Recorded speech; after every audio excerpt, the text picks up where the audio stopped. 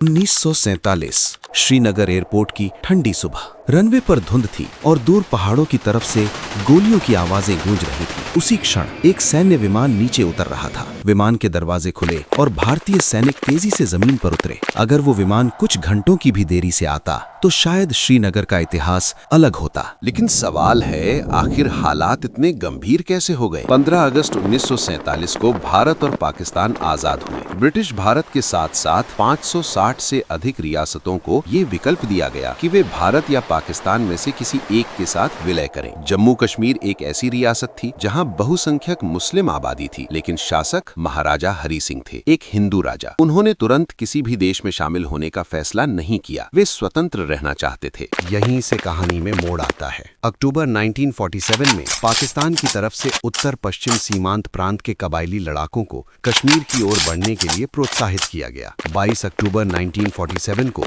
हजारों सशस्त्र कबायली कश्मीर में घुस आए। रास्ते में बारामूला जैसे शहरों में लूटपाट और हिंसा की खबरें आने लगी। हालात तेजी से बिगड़ रहे थे और श्रीनगर पर खतरा मंडराने लगा। महाराजा हरि सिंह घबरा गए। उनकी अपनी सेना इस हमले को रोक पाने में सक्षम नहीं थी। उन्होंने भारत से सैन्य सहायता मांगी, लेकिन भारत सरकार, जिसके नेतृत्व में प्रधानमंत्री जवाहरलाल नेहरू और गवर्नर जनरल लॉर्ड माउंटबेटन थे, ने एक स्पष्ट शर्त रखी। कश्मीर को भारत में विधिवत विलय करना होगा। 26 अक्टूबर 1947 को महाराजा हरि सिंह ने इंस्ट्रूमेंट ऑफ एक्सेशन पर हस्ताक्षर किए। इसके साथ ही जम्मू कश्मीर आधिकारिक रूप से भारत में शामिल हो गया। अगले ही दिन 27 अक्टूबर को भारतीय सेना के पहले जवानों को हवाई मार्ग से श्रीनगर भेजा गया। यही वो क्षण था जब युद्ध ने औपचारिक रूप ले लिया। भारतीय सैनिकों ने श्रीनगर एयरपोर्ट की सुरक्षा सुनिश्चित की और धीरे धीरे आगे बढ़ते हुए कबायली लड़ाकों को पीछे धकेलना शुरू किया। नवंबर 1947 में बडगाम और बारामूला के आसपास भीषण लड़ाइयां हुई। मेजर सोमनाथ शर्मा जैसे वीर सैनिकों ने असाधारण साहस दिखाया। वे स्वतंत्र भारत के पहले परमवीर चक्र से सम्मानित हुए। युद्ध केवल घाटी तक सीमित नहीं रहा। जम्मू, पुंछ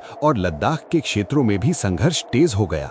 लद्दाख में लेह की सुरक्षा सुनिश्चित करना एक बड़ी चुनौती थी। कठिन भौगोलिक परिस्थितियों और कड़ाके की ठंड के बीच भारतीय सेना ने रणनीतिक मोर्चों पर नियंत्रण बनाए रखा। 1948 के दौरान लड़ाई और व्यापक हो गई। पाकिस्तान की नियमित सेना भी इस संघर्ष में शामिल हो चुकी थी। दोनों देशों के बीच सीधी सैन्य भिड़ंत होने लगी। स्थिति अंतर्राष्ट्रीय स्तर पर गंभीर होती जा रही थी। जनवरी 1948 में भारत इस मुद्दे को संयुक्त राष्ट्र में ले गया। संयुक्त राष्ट्र सुरक्षा परिषद ने युद्ध विराम का प्रस्ताव दिया।